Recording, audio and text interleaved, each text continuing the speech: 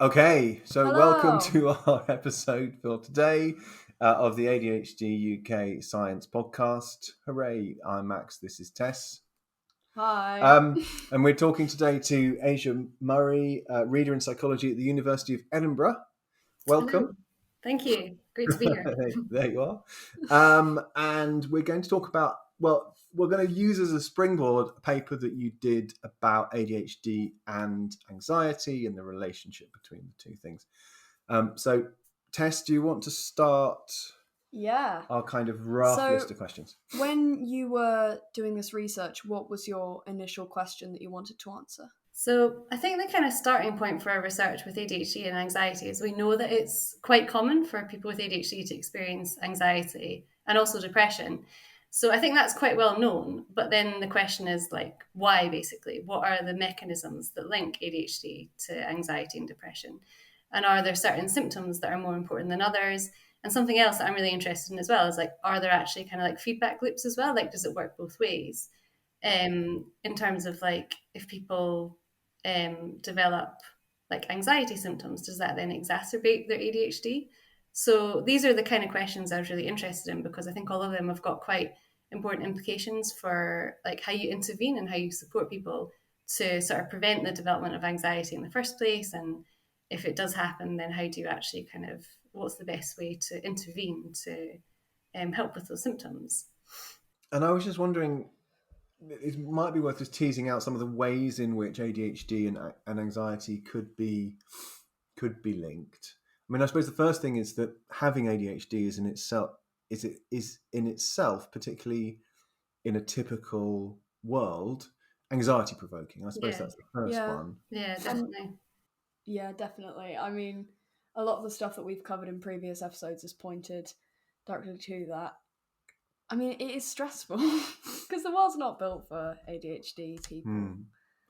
But then I suppose equally there's potentially genetic, ADHD is often quite extensively talked about as a genetic condition, but we don't really talk about the genetics of anxiety quite so much, and whether that, you're not necessarily a geneticist by trade, but some kind of common origin of both is another thing that I think about sometimes as well. Yeah, yeah. And I think there can be quite a lot of overlap, even if you look at the way that anxiety and ADHD are defined, you see symptoms like concentration issues and stuff like that appears in both diagnoses. So you also have to be a bit careful about making sure that, like, if you're finding an association, it's not just due to the fact that basically the same thing is mentioned in both domains. Yeah, you're double counting in a way. Yeah, exactly. But I think there's no one way in which ADHD is related to anxiety. I think there's lots of different mechanisms, and I think Tess is exactly right. It is very stressful to be like someone with ADHD in the world, and that can cause all sorts of issues with like self-esteem and lead to anxiety. And one of the other things that we're quite interested in, because we think it's like probably quite a good point for intervention, is emotion regulation as well. Because some of the difficulties associated with ADHD could sort of make it more difficult to, like moderate emotional reactions and to kind of essentially manage emotions in a way that makes it more of a risk for anxiety symptoms developing, basically. So you say that there's lots and lots of different possible explanations for what causes these overlaps. Was there a specific one that you were more drawn to than the others as an explanation, or a more common one? I think I'm personally quite interested in emotion regulation because I think emotion regulation is something that you can teach as a skill. Whereas I think, unfortunately, like some of the other things that are quite anxiety provoking for someone living with ADHD in the world, it's a bit more contingent on other people and like the way that society is structured. So I think one of the reasons I'm quite interested in emotion regulation is that it's the kind of thing where you can sort of teach strategies for regulating emotions. Like there's certain strategies that are more adaptive than others. Like if you have like a stressful situation, a bad way of dealing with that is to kind of like ruminate on it, keep thinking about it, and kind of end up in a sort of vicious cycle where you just feel worse and worse. Whereas strategies like kind of what you might call cognitive reappraisal, thinking about the situation a bit differently, reframing it, thinking about it more in positive terms can be a good way to regulate emotions.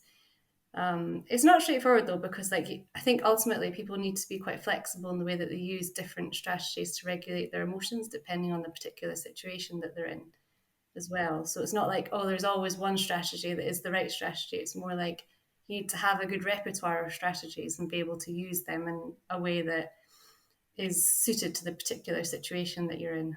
Yeah, and I would like to return to strategies. I think it's probably a really good way to sort of return to sort of later on. But I suppose I want to hear about your research, what you did, how you measured and studied the kind of people with ADHD, and how you found out what the relationship between their ADHD symptoms and their anxiety was.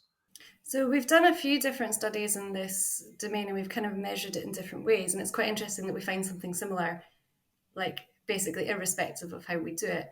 So we sometimes will look at people with a diagnosis of ADHD, but also we kind of take the view that ADHD symptoms are sort of dimensional.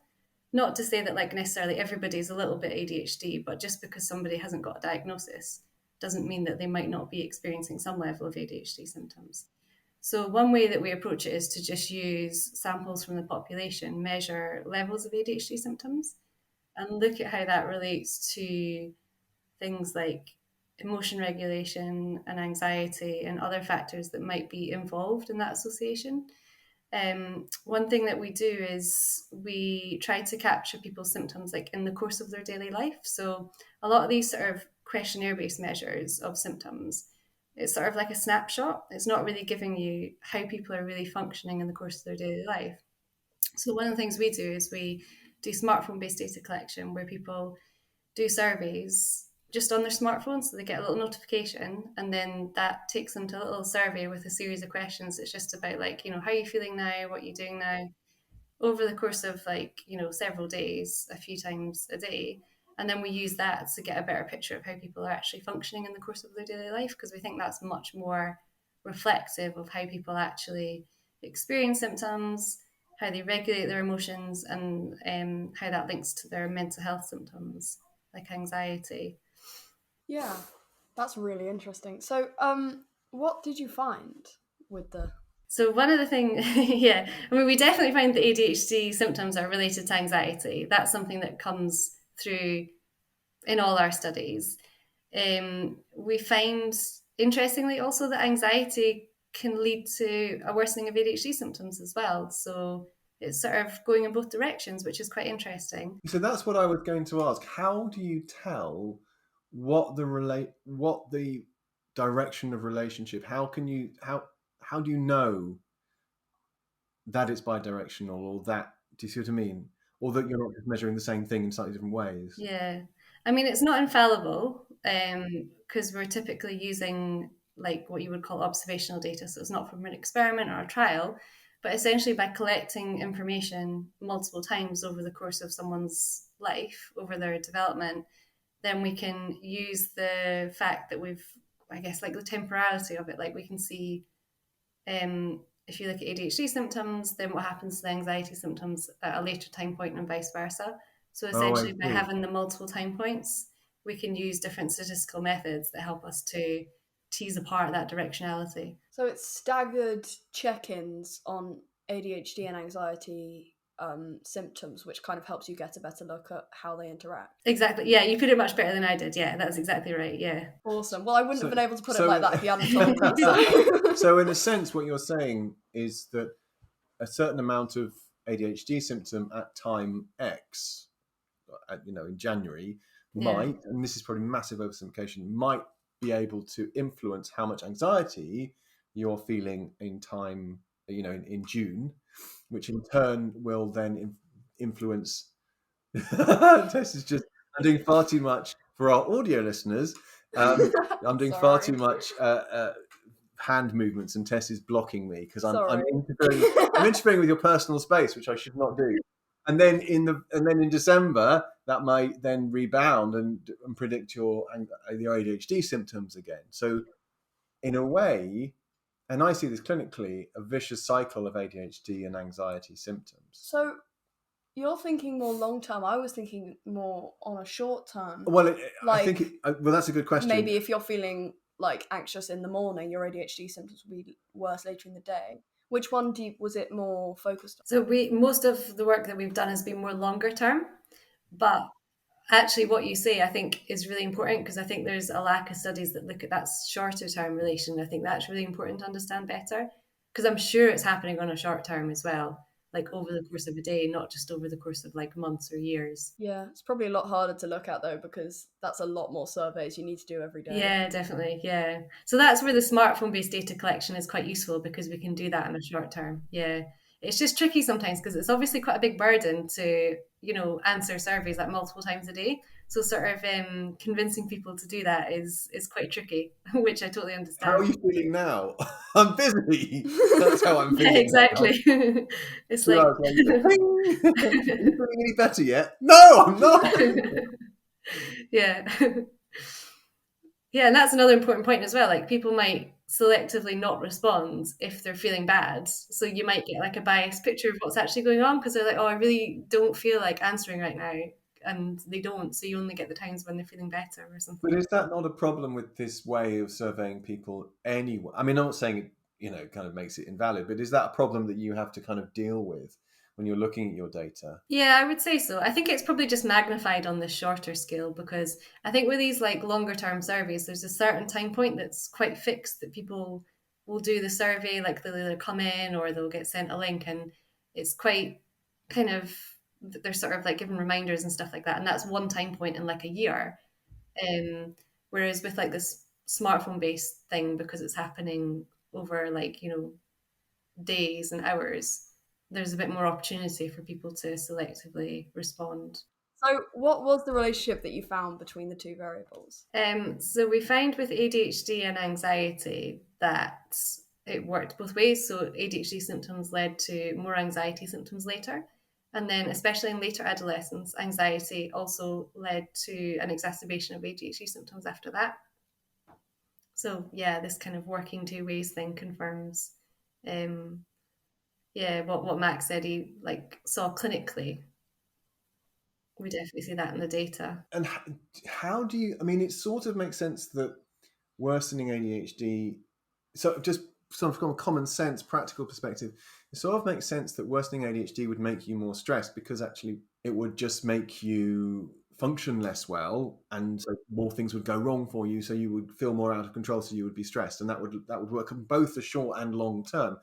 But how does greater anxiety then make you have more ADHD symptoms, other than just make you a little bit more agitated, which isn't quite this? Well, is it the same thing? I don't, you know what I mean? That's what I'm kind of struggling. Yeah, I think that's a really good question. It was something that we weren't able to look at in the data that we had, because we didn't really have that information. So I think it would be really good to actually do like some more work and find out what the mechanisms are. But I sort of suspect it might be, like, say if you're worrying a lot, that's using up your attentional resources, your mind is on your worries. So that's going to manifest like in your behavior as seeming more sort of distracted, not being able to concentrate as well. I guess being like physiologically quite aroused could be manifesting as more hyperactivity as well, more sort of restlessness. That's what I imagine it might be. But as I say, like, it's kind of speculating because we didn't actually have that information with that data. Go on. No, Tess, you go. Okay. Do you think that because we know that sleep affects ADHD symptoms, because we looked at that. We have, and we're going to go back to sleep. Another episode. And future episode, we're going to go back to sleep. Okay. Anyway, we're not going to go to sleep. We're going to remain awake. So we know that sleep has an effect on ADHD symptoms. Do you think that anxiety could be causing like issues with sleep that could be leading to worsening of the symptoms? That is a really good point, actually. I'm sure that must be one of the mechanisms as well, because like you say, we know that sleep is related to ADHD symptoms. Anxiety is related to worse sleep, so it makes sense. Maybe we should do that as our next study, actually. It's a great idea. Yeah. You're going to do your work. That's going straight in the CV. Go up to Scotland and do some work experience. Maybe. I do have work experience coming up, so it's a little far. I suppose I was just going to say, I taking Tess's point, absolutely. But the thing that you said about using up your mental reserves, and we do talk in clinic sometimes about mental batteries that people have, and that ADHD is something that makes tasks that for other people will hardly deplete your batteries at all, deplete yourself a Processing lot power. more processing power. So actually, anxiety is taking up a lot of your processing power.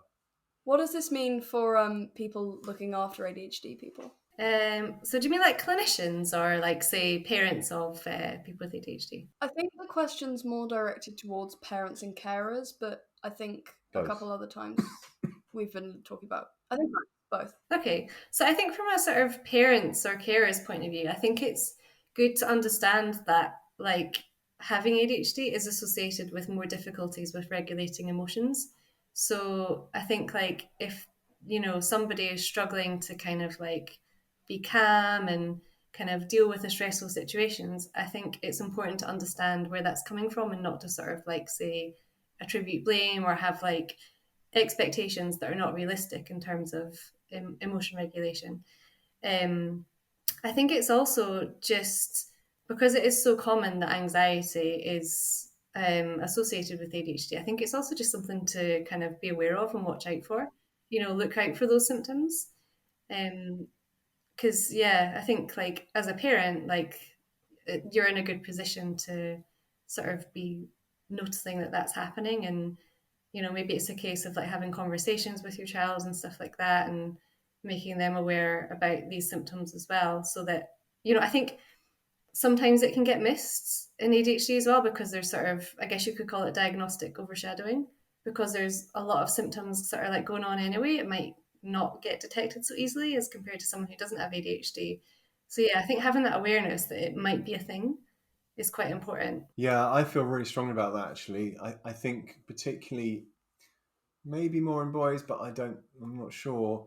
But anxiety gets missed, and anxiety and ADHD is I find a really toxic combination. Often those are the boys who are lashing out and acting out most in school, because their negative emotions are just overwhelming them, and they're impulsive, and they're getting excluded a lot, and we don't actively seek out their emotional state nearly enough. No. There's that whole kind of thing where a lot of boys, because of the stigma surrounding like male emotions, will portray any like they will channel any negative emotion as anger. Yeah. And so if that is coming from a place of anxiety, that's not going to be detected nearly as much as it would in like women or people who are raised as women, because they're taught that that's okay to feel, rather than like boys who are quite often taught that that's not. Yeah.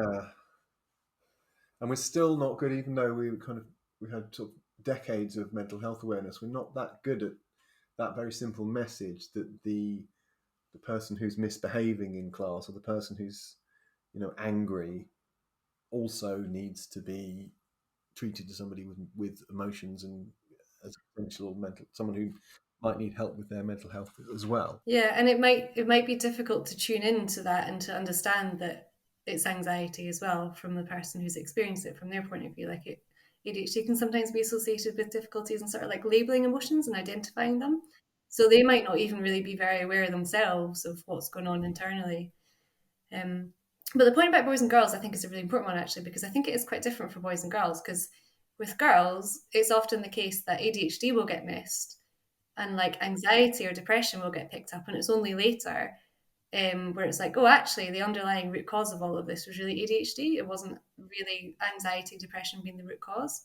And then with boys, like you say, it's like a bit more potentially the other way around. The other way around. Yeah. Mm-hmm. So we've talked about how ADHD and anxiety overlap. How do you think ADHD and depression kind of react together? It's quite a tricky question, because anxiety and depression very often co-occur with one another as well. Like it's very common for someone to experience both at the same time.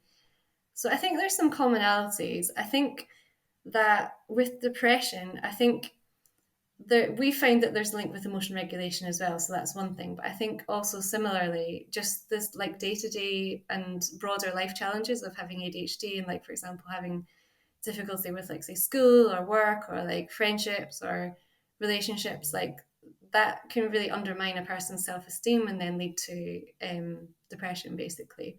So I think it's quite similar in terms of the mechanisms, but it's just like a slightly different reaction in the end.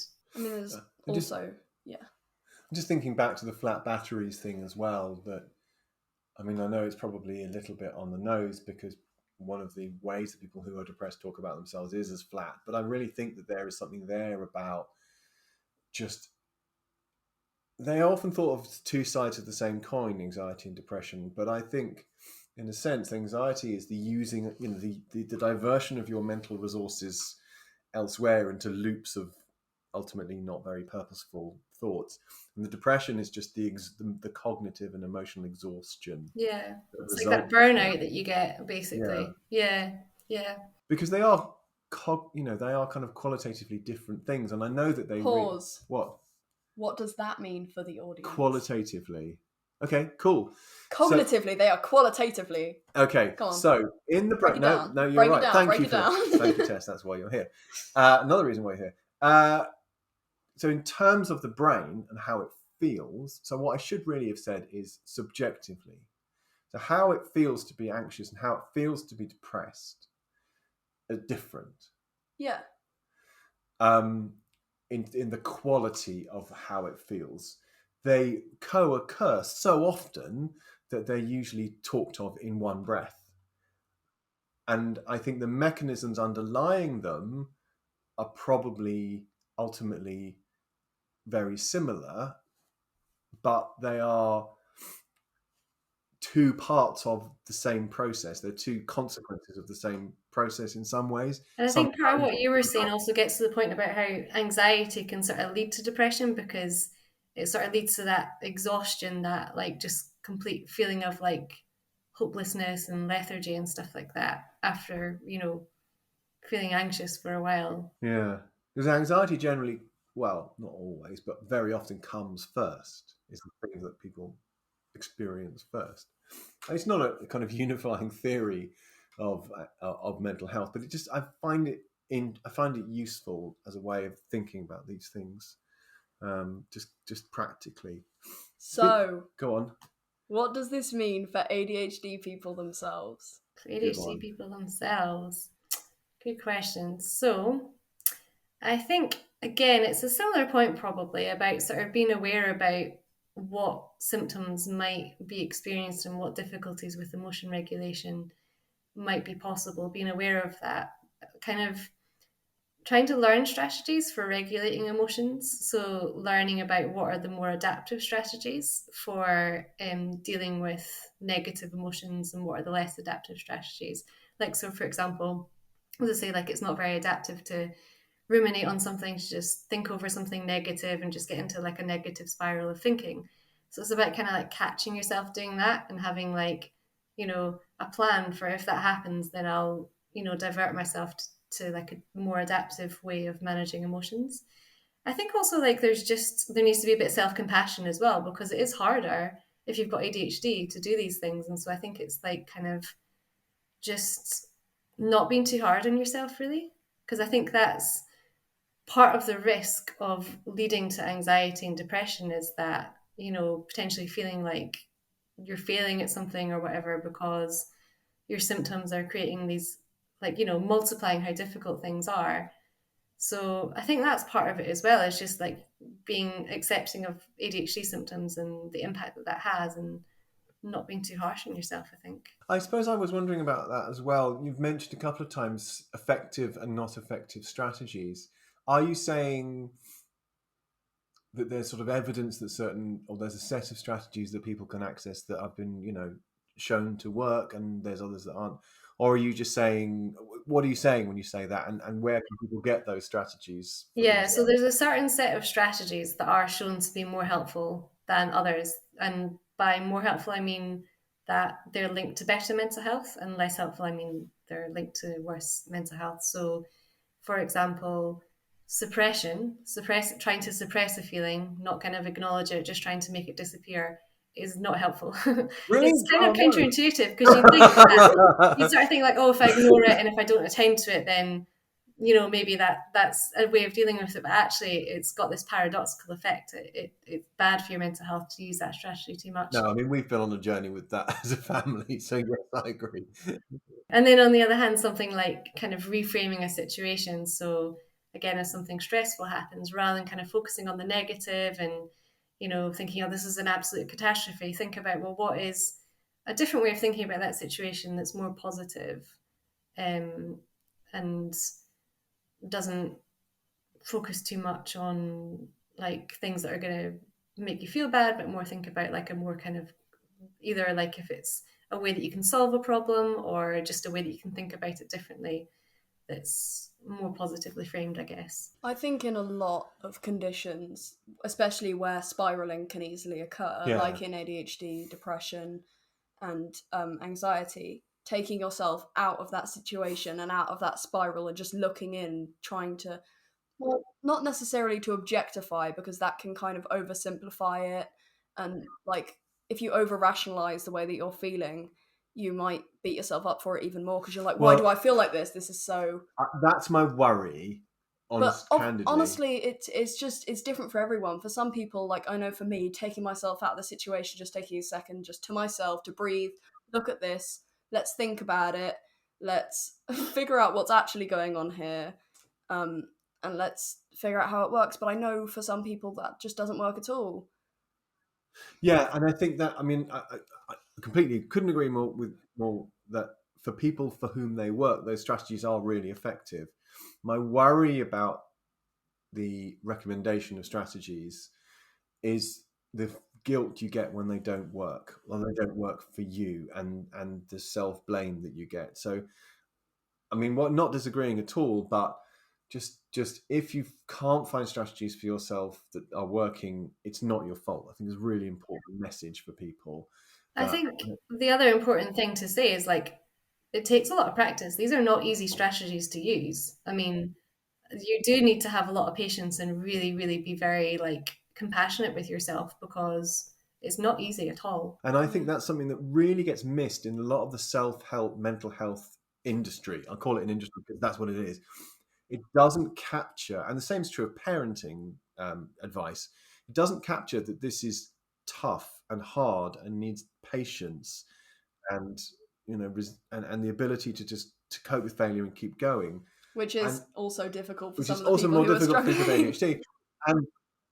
And things may get worse before they get better. And none of that makes it into the online videos or the 10 great tricks to improve your mental health. It's really, really hard to start with when you start that process of trying to get yourself out. Sorry to take this on again, but I feel like if you did say that, it's going to get worse before it gets better, or like this is really difficult, you need a lot of motivation, that could bring on that kind of sense of like, okay, well, that's not going to happen. Well, quite right, exactly. We're in a massive dilemma here, because you don't really know which way to go, because it could end badly for everyone in every situation. But I suppose, sorry, we've please. No, this is really interesting. Yeah. But I suppose that's right. But I suppose that the message I get from that is that one message doesn't work for everyone, and you have to have conversations with people on an individual level, which is really difficult when you have overwhelming need and relatively few people who are specialists or who are, able to offer some kind of service. But even also a kind of narrowing of mental health support that only be able to be given by someone who's super specialist, rather than just be a conversation.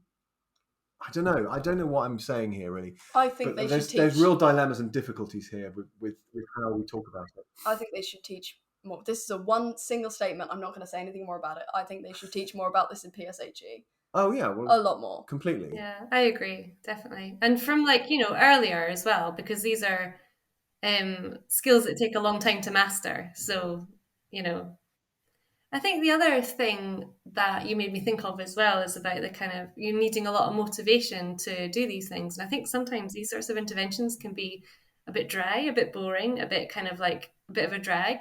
So I really think that for people who are providing these interventions, they really need to make them more exciting and more interesting. And there's a lot of buzz around kind of gamification. So for example, mental health, digital health tools that have got some gamification in it where you can get points for complete exercises and stuff like that. I think that sort of stuff can help to make it a bit less of a drag. But I think if you just assume that if you just give people like, here's a list of exercises to do, go away and practice emotion regulation, it's quite a lot to ask of people to kind of like self-motivate to do that. Yeah, and it sets them up for guilt and failure. Yeah, exactly. That's always my worry. Just small plug that we are planning in the next few weeks to have something up on the ADHD UK website of strategies, but not one strategy that's going to work for everyone. Strategies which are kind of chosen by our members, people who we work with, and upvoted or downvoted according to people who visit the website, and potentially, and we hope, different strategies for different age groups, genders, different groups who might need a different set of strategies. So that's something that we've been talking about for a long time in the charity, and we're finally at the point of being able to make the IT work. So hopefully that will launch in the next few weeks. I'll try and put a link in the show notes. The other thing I wanted to mention as well is one reason why these interventions are quite difficult is there's a lack of co-production with people who have ADHD. So they're being designed by people who don't necessarily understand like what it's like to be using them. So I think, are these going to be sort of like crowdsourced from people with ADHD? Yeah, that's so needed, I think. Yeah, well, we'll see how it goes. We may get some odd results and odd things. You're gonna need someone to go through this and make sure that people aren't putting random stuff. Well, I just wonder. If people might put some cheeky stuff in there. You're opening up a forum to the entire internet. It's not gonna go well. Maybe some curation what needed. Do we call this monkey? Yeah, okay, fine. Yeah. So we'll get a Boaty McBoatface kind of situation. Is that what you're going for? Yeah, maybe. We'll see. But yeah, that's the idea, and it's sort of it's kind of democratizing though in a way. Although, as you rightly say, Tess, there may be pitfalls in that. But God, I thought you said pitbulls. Pitfall. Well, my pitbull is a strategy for my ADHD. Interesting strategy. Interesting. Well, pet therapy, no? That's a thing. Dogs are great for ADHD. I'm talking like Mr. Worldwide, Mr. 305, back and again. What, Pitbull Pitbull. The rapper. Pitbull the Pitbull. Yeah, okay, fine. Ignore me. I'm not aware of his output. I know you've got his picture on your wall. I don't have it. You used to. Oh, I do. You do. It was a properly outed there. Not like a kind of swoony kind of thing. No, oh please. You have got his picture on your wall. I'm like, who the hell is this guy? No, because Tess is not Tess's situation. One of my mates got me a card that said, "You're my Mr. Worldwide," and I was like, "Wow, that's so sweet." So I hung up it on my wall. Didn't know Tess was a Pitbull fan. There you are. Okay, completely off track. Sorry about that. Go back track. Breaking news. Sorry. Breaking news. Breaking news, exactly. Go on then, Tess. You wrap us up. Okay. Because we're getting distracted. So, what's your next question? Oh, next question. I think that our next question is going to focus on how do we translate this into interventions that are actually effective for people and actually usable and not completely dry and boring. So at the moment we're collecting data from adolescents with ADHD using the smartphone-based methodology, and we think that will give us a better sense of like how people are functioning in the course of their daily life. So it's a bit more kind of like valid, and we think that will give us more of an idea about, targets in people's actual daily lives, how they're actually functioning, as compared to like the more traditional questionnaire design where people just, fill in something, paper and pencil online or something, and it's just like a list of symptoms and risk factors and things like that. So that's the kind of direction that we're going in now, because I think there's a bit of a difficulty with like the interventions that there are at the moment. They don't necessarily generalize very well to people's daily lives. So people might learn some skills, but then it's more difficult to actually take those skills and actually apply them in the course of your daily life. It's quite a different matter to do like a sort of exercise in, let's say, again, emotion regulation as an example, versus actually take that into your daily life and apply it. So I think our focus next is like, well, how do we make that translation effectively so that people can actually apply this in their daily lives? I think that's really exciting because it's like it's the translation. It kind of bridges the gap between what we know we ought to be doing as ADHD people. We know we ought to be using these strategies and using them, and actually Big jump. Big jump. Yeah, exactly. It is. Yeah, it's a big gap to bridge, I think. Yeah, because we're so good as doctors or psychologists or whatever to as just sort of telling people, oh, well, have you tried this? Have you tried that? Etc. Etc. And it just makes us feel better that we've given some advice. But actually, if it's not actually applicable in people's everyday lives, when they're feeling at their most stressed, when they're in the supermarket, when they're thinking about whether to have a drink or whatever, those take drugs or whatever, it's useless if you're just kind of giving it out and then it's sort of sitting there on a shelf. Life is so much more complicated, isn't it, than what we imagine when we give out this sort of advice. Yeah. I mean, I feel quite strongly about it that we very often just generally give advice to kind of make ourselves feel better. People this is such like a that's so deep, but go on. Anyway. I'm gonna go. I feel like I'm gonna go get George. Okay. You carry on. I feel like people massively underestimate how different people are, and I know that's such a broad statement, but I think we're very what we do is we sort of assume that other people are like us, so we sort of project how we are onto other people, and just I think you're exactly right. We completely underestimate how different other people are, not just from each other, but from us as well. So when we're thinking about what's going on in terms of other people's brains, we're just using ourselves as a model, but that's not accurate because everybody is so different in terms of how they're wired. A lot of the advice that you'll get will be, this is what worked for me. Yeah. Rather than what kind of you're doing, which is, this is what worked for, rather than what we're, oh my God. I'm ruining this podcast. I'm so sorry. It's less of a, this is what worked for me, and more of a, this is what worked for this group of people. Yeah, but that can, which is it's still might not be helpful because you might not be fit in with the same things that have happened to that group of people, but it's a lot more helpful than just, this is what helped me. But what you have is the potential to not necessarily, because people talk about subgrouping ADHD and splitting it into subgroups and subdivisions of ADHD. I'm not sure I'm a big fan of that. You don't need to sort out the differences in ADHD by creating more boxes to put people into. Well, that's going to make more problems. That's my feeling. But what you could do is get to the point where you can take the strategies that are useful for all people with ADHD to an extent and pick for you, given your age, gender, particular situation, how anxious you are, what kind of job you have, how much sleep you get. I don't know.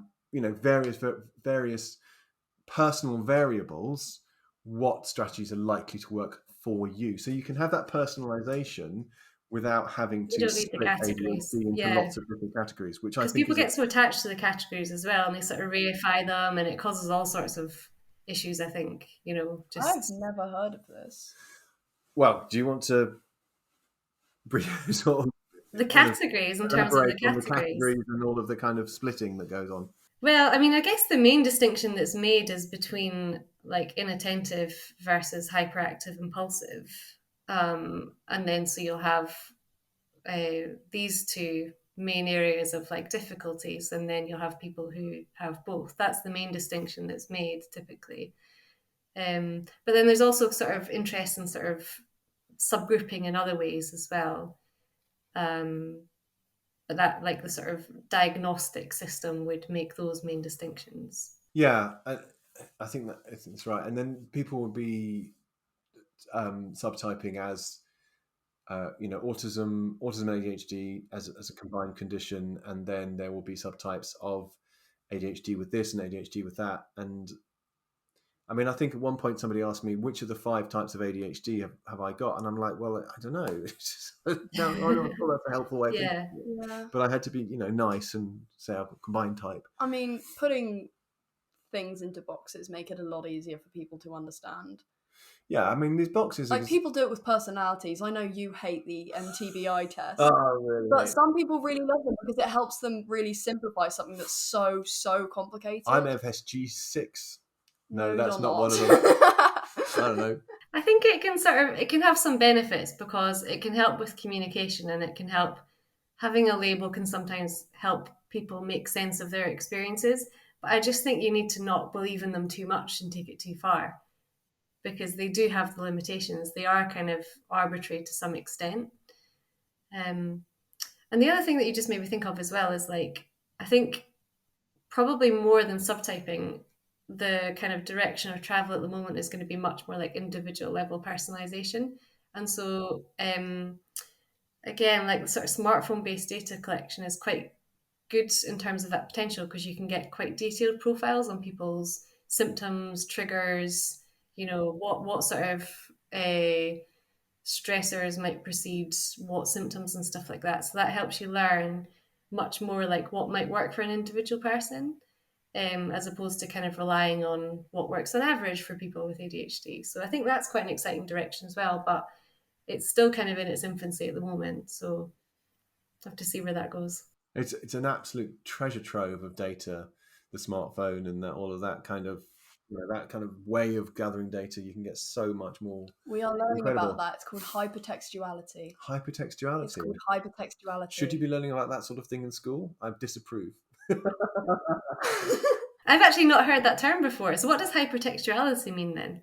It's just it just refers to the sheer amount of information that is on the internet at just the click of a button to anyone who has access at all. It's a really good word. I like it a lot. Yeah, we're learning about that in sociology now. Nice.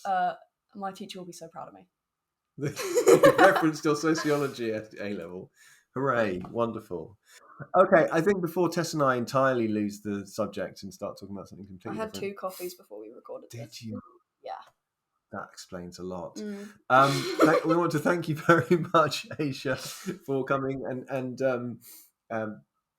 good, best of luck with all of your work. And if you want to come back on and have a chat, or maybe we can get you to one of our events in the future, I'd be very, very, very delighted to see you.